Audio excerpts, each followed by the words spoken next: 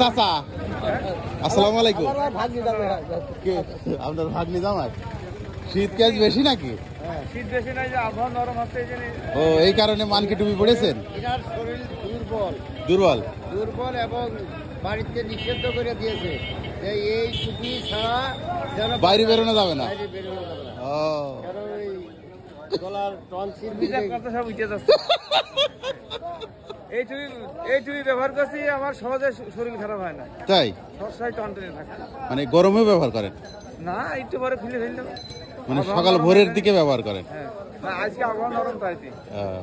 আমি তো মনে করি শীতকাল চলছে কিনা এখন আবার। আবহাওয়া নরম, সবসময় শরীর আমার টনটনে থাকে। তাই না? হ্যাঁ মানে ভোরের যে আবহাওয়া নরম থাকে যার কারণে নিঃশ্বাসের সাথে হ্যাঁ, জীবাণু আসে। এই কারণে আর কি টুপি ব্যবহার করেন। হ্যাঁ, তো এই টুপির বাইরে আপনি ব্যবহার করতে পারেন, ওই যে মাস্ক ব্যবহার করতে পারেন। মাস্ক হলে ভালো হয়, কিন্তু কান মান ঢেকে থাকে, কান টান ঢেকে যায়। ভোরবেলা আসি।